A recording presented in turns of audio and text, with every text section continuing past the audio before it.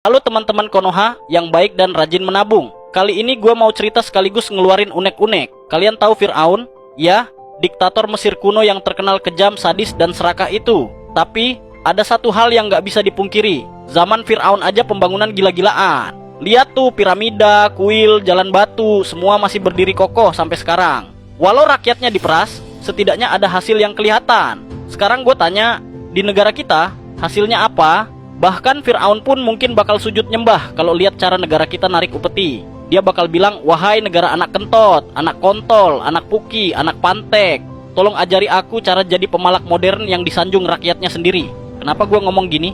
Karena barusan gue dapet surat cinta dari PBB, Pajak Bumi dan Bangunan. Biasanya gue bayar 50.000 per tahun. Bukan nominalnya yang bikin gue mikir, tapi jumlah rakyat Indonesia.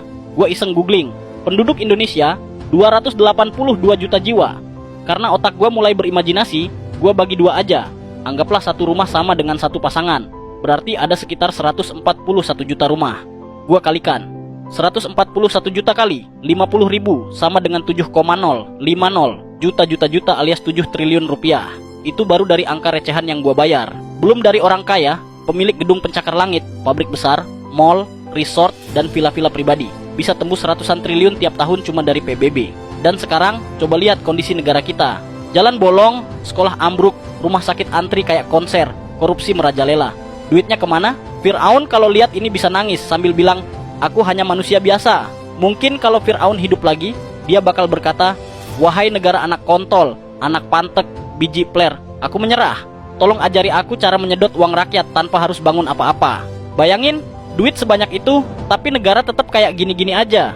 Gak maju-maju. Malah mundur pelan-pelan sambil bilang, ini demi rakyat. Dan di titik ini gue sadar, kalau di Indonesia nggak ada korupsi, mungkin kita semua udah hidup makmur. Pengangguran bakal berkurang, pembangunan bisa merata, dan utang negara mungkin udah lunas. Tapi apa yang terjadi? Ya, karena pemimpin dan pejabat di negara ini kebanyakan kayak anak kentot, anak puki, anak lonte. Korupsi di mana-mana. Negara kita jadi kayak negara lonte, yang dandan doang tapi isi dalamnya busuk.